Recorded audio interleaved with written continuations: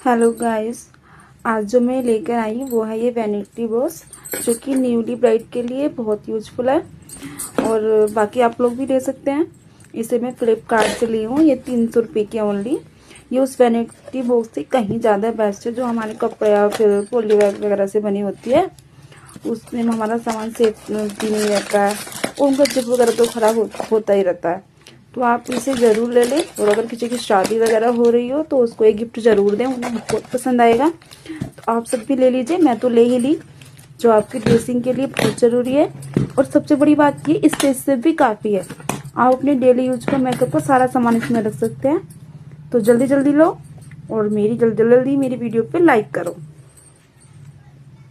ये देख लीजिए कितना सुंदर दिख रहा है। I love it.